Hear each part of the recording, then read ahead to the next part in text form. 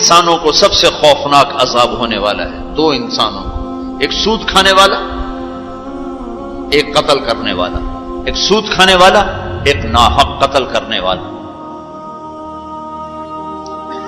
یہ میرے نبی کی امت ہیں، کسی نے بتایا، کسی نے محنت نہیں کی۔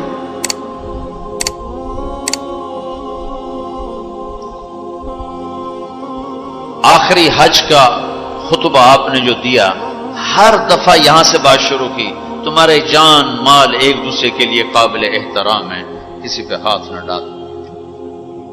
میرے نبی نے کبھی زبان سے کسی کو دکھ نہیں پہنچایا، کبھی زبان سے کسی کا نام لے کر اس کو رسوا نہیں کیا۔ زبان کی لگائی ہوئی آگ ہے جو آج سارے بھڑکتے ہوئے دیکھ رہے ہیں۔ تو بھائیو، محبت سے رہنا سیکھو، معاف کرنا، درگزر کرنا سیکھو، اپنے اللہ کے سامنے جھکنا سیکھو۔ جب قومیں زوال کا شکار ہوتی ہیں، کہتی ہیں یہ فلاں کی سازش ہے، جیسے آج کل کہتے ہیں مسلمان، امریکہ کی سازش ہے، جی اصل یہودیوں کی سازش ہے۔ یہ کراچی کے بینکوں میں جو سود پہ پیسہ پڑا ہوا ہے، یہ امریکہ کی سازش ہے، یہودیوں کی سازش۔ جو رات کو شراب چلتی ہے اور مجرے ہوتے ہیں، یہ امریکہ کی سازش، یہ یہودیوں کی سازش۔ نوجوان اولاد ماں باپ کی نافرمان ہیں، یہ کسی دشمن کی سازش۔ میں ایک جگہ تھا تو ایک لڑکی اپنی ماں کو کہہ رہی تھی بکواس مت کرو، ماں کو کہہ رہی تھی بکواس مت کرو، تو اس کی ماں کے آنسو ایسے گر رہے تھے۔ یہ امریکہ کی سازش۔ اور میرے نبی نے سے پوچھا کہ یا رسول اللہ قیامت کب آئے گی؟ آپ نے فرمایا اللہ کو پتہ ہے کب آئے گی۔ کا کوئی نشانی کہ جب ماؤں کو ذلیل کیا جائے گا تو قیامت آ جائے گی۔ ہمارے زوال کے اسباب باہر سے نہیں ہیں، ہمارے اندر سے ہیں۔ کتنی بڑی لعنت ہے جھوٹ۔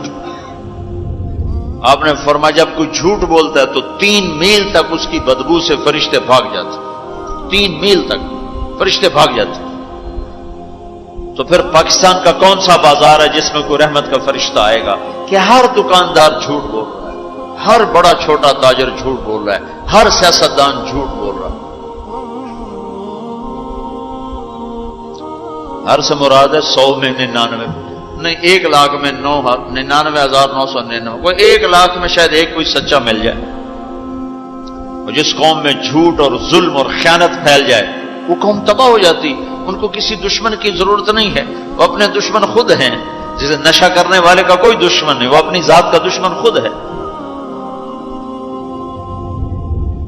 تو ہم اوروں کو الزام نہ دیں کہ یہودیوں نے سازش کر دی اور عیسائیوں نے کر دی اور امریکہ نے کر دی۔ ہم نے کچھ اسپین سے آخری ملک تھا یورپ کے سفر میں، اسپین، تو قدم قدم پہ میں رویا، قدم قدم پہ میں رویا کہ کس طرح مسلمان آپس کی لڑائی میں ختم ہو کے رہ گئے۔ کہ پاکستان اسپین میرے سامنے یوں آتے تھے، یوں آتے تھے ایسے۔ اسپین کی تاریخ، پاکستان کے حالات، اسپین کی تاریخ، پاکستان کے حالات، اسپین کے مسلمانوں کی آپس کی لڑائیاں، پاکستان کے حالات، آپس میں قتل و غارت، پھر پاکستان کے حالات۔ تو اللہ تعالیٰ نے اس طرح ان کو مٹا دیا اسپین سے کہ ایک کلمہ پڑھنے والا باقی نہ بچا۔ مسجد قرطبہ جیسا شاہکار بیچ اس کے گرجا بنا ہوا ہے، صلیبیں لٹکی ہوئی ہیں، بت پڑے ہوئے ہیں، نماز منع ہے، بورڈ لگا ہوا ہے۔ تو میں وہاں محراب کے قریب جا کے کھڑا ہو گیا اور تصور میں دیکھنے لگا کہ یہ وہ جگہ ہے، تاریخ سے سبق نہ لینا بھی بڑا اندھیر پن ہے۔ یہ وہ جگہ ہے جہاں یحییٰ بن یحییٰ اندلسی کے درس ہوتے تھے، علامہ قرطبی کی تفسیر چلتی تھی، ابن عربی کے تصوف کے نکات کھولے جاتے تھے، ابن حزم کے فقہی مقالات سنائے جاتے تھے، بقی ابن مخلد جیسی شخصیات یہاں بیٹھ کے قال اللہ قال رسول کہتے۔ ننگی عورتیں پھر رہی ہیں نکریں پہنی ہوئی، وہ تو ایک ان کے لیے تفریح کی جگہ بنی. میں تو آنکھوں سے بھی رو رہا تھا اور دل سے بھی رو رہا تھا، اور زیادہ رونا اس پہ آ رہا تھا کہ اپنا ملک دیکھ رہا تھا کہ آج میرے ملک کے لوگوں کو ہوش نہیں ہے وہ کیا کرنے. دین پہ نفرت، فرقہ واریت کی نفرت، سیاست کی نفرت، قوم کی نفرت، صوبوں کی نفرت، شہروں کی نفرت، زبان کی نفرت. کون کون سا زخم ہے جو اس جسم پہ نہیں لگا ہوا؟ اب کون کون سے زہریلے تیر ہیں جو اس پر نہیں چلائے گے؟ میں ایسے ہی کھڑا دیکھتا، پھر میں محراب کے پاس جا کے کھڑا ہو گیا. وہ 700 سال پرانی قرآن کی آیات اب بھی اسی طرح لکھی ہوئی ہے. تو میں نے کہا یا اللہ، میں یہ نماز تو کوئی نہیں ہوگی، کسی کے نزدیک بھی ایسی نماز نہیں ہے، پر تو جانتا ہے کہ میں چاہتا ہوں میں اس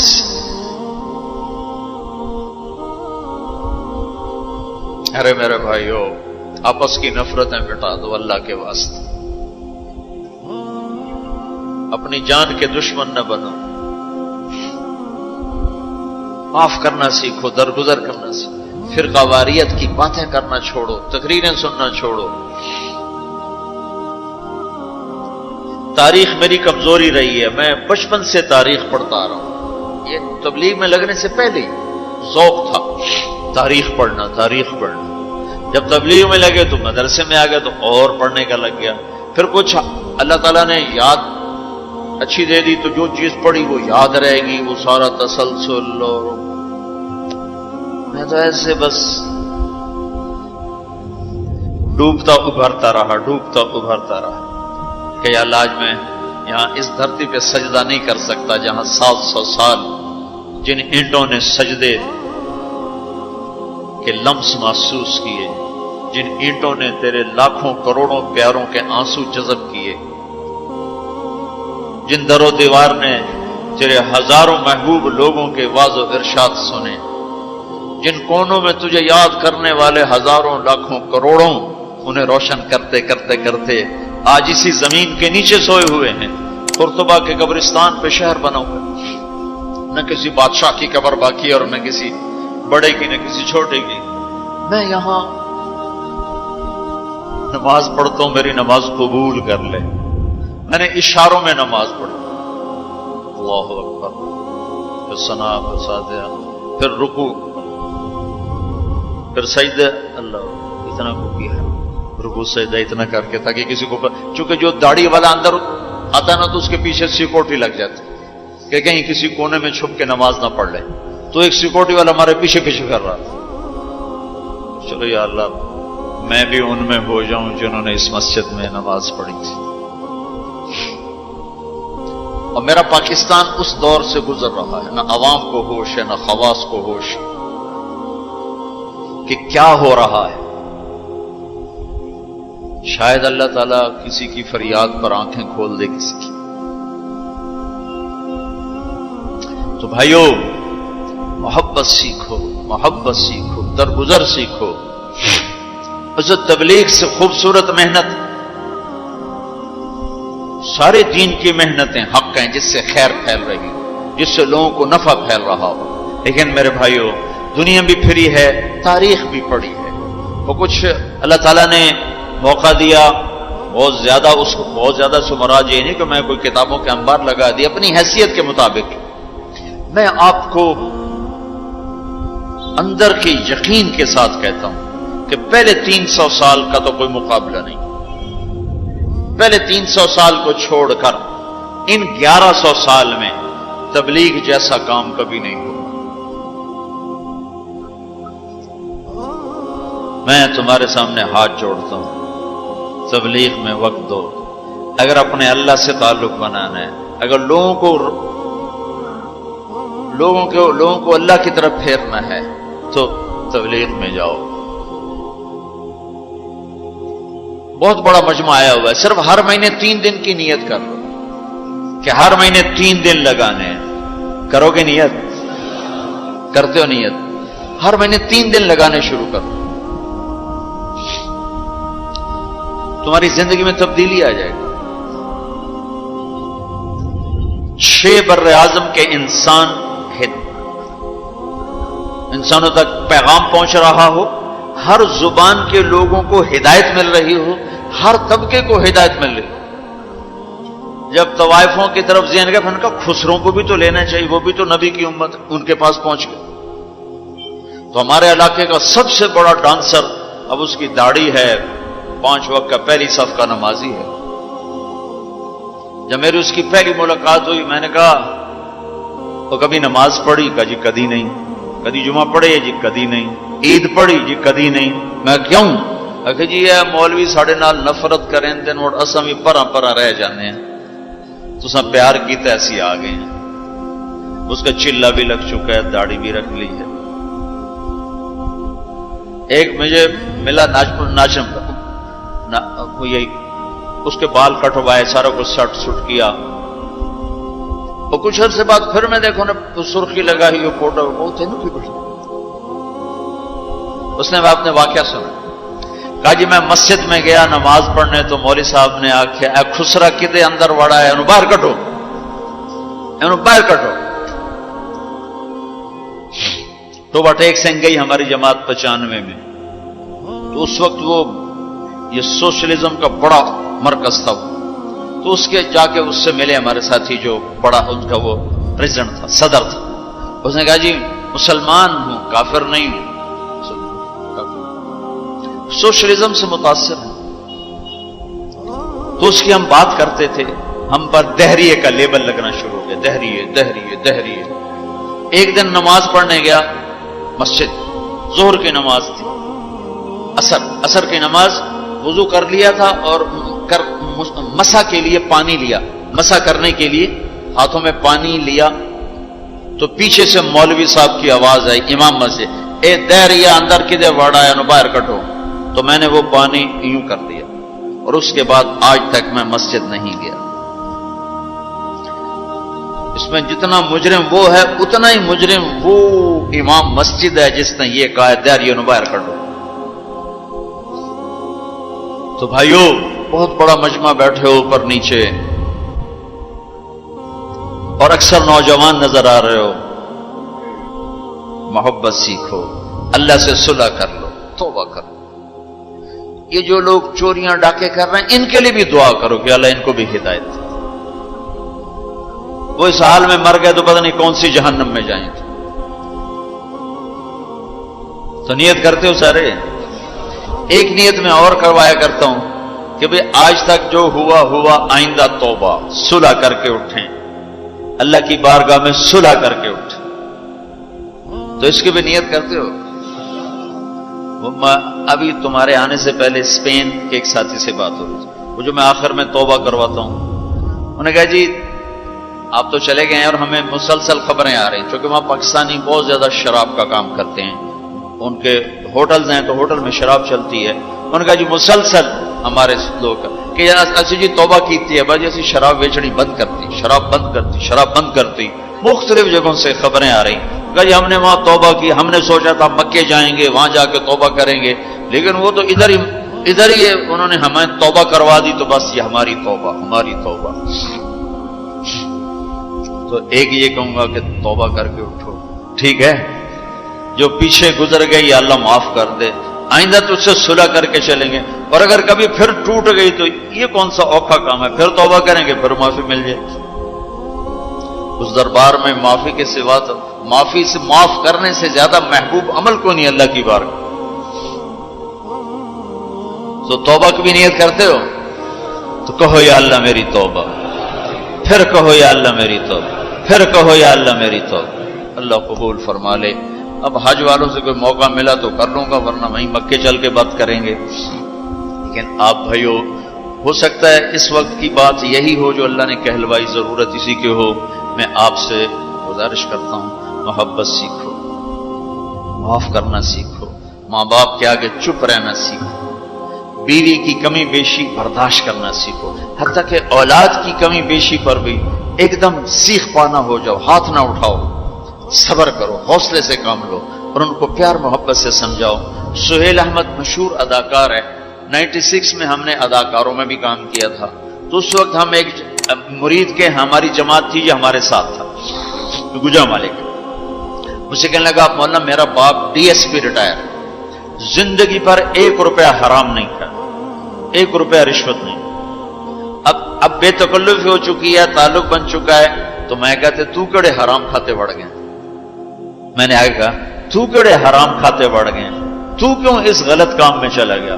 کہا جی بس کیا بتاؤں، 8ویں جماعت میں تھا، فلم دیکھنے چلا گیا، واپس آیا تو میرے باپ کو پتا چل گیا میں نے فلم دیکھی، تو اس نے پولیس والا بوٹ اٹھایا اور مار مار مار مار میرے سر سے خون نکال دی، تو میں نے دل میں کہا تو نے مجھے فلم سے روکا ہے، میں تمہیں اداکار بن کے دکھاؤں۔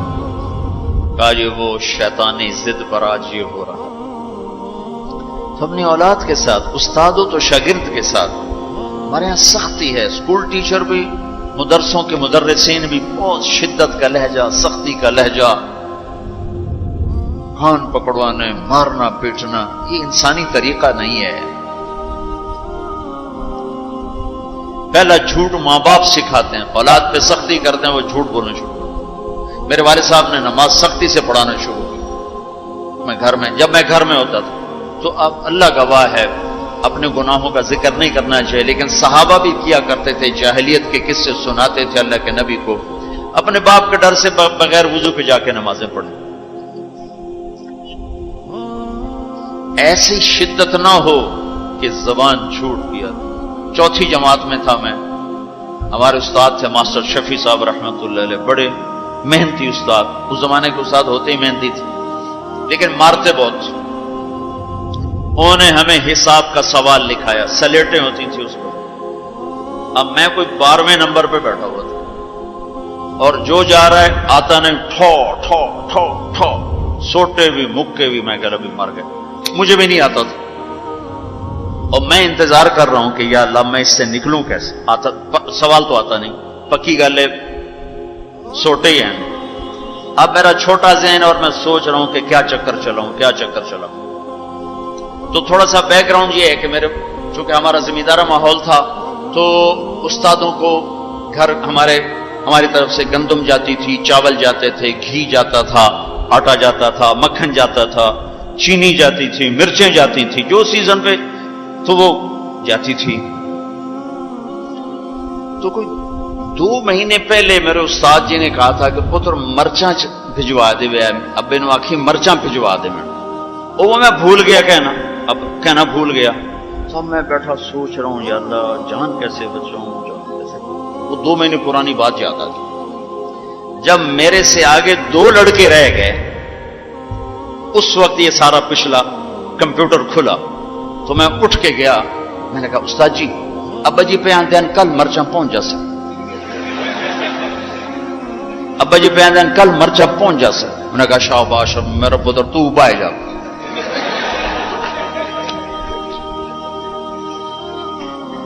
یہ جھوٹ کس نے بلوایا؟ استاد نے، اس کے ڈنڈے نے، اس کی سختی نے۔ ماں باپ سے بھی کہتا ہوں، مدرسے کے علماء سے کہتا ہوں، اسکول کے ٹیچروں سے کہتا ہوں، محبت سیکھو، محبت سکھاؤ۔ اولاد سے کہتا ہوں ماں باپ کی محبت سیکھو، ان کی شدت کو برداشت کرنا سیکھو۔ بھائی سے کہتا ہوں بھائی کی برداشت کر، آپ بیٹھے ہو عورتیں نہیں ہیں تو آپ سے کہتا ہوں بیوی کی برداشت کرو، ماں کی برداشت کرو، بہنوں کی برداشت، جو بھی کوئی بلندیوں کے راستے ہیں وہ برداشت میں چھپے ہوئے۔ اور تبلیغ میں وقت دو، تبلیغ سے بڑھ کر سارے دین کے کام خیر کے ہیں جس سے لوگوں کو نفع ہو رہا ہے، لیکن جو سب سے اس وقت لوگوں کے لیے خیر بھلائی کا کام ہے وہ یہ تبلیغ کا ہے، اس میں ٹائم دیا کرو، آپ کو بہت نفع ہو۔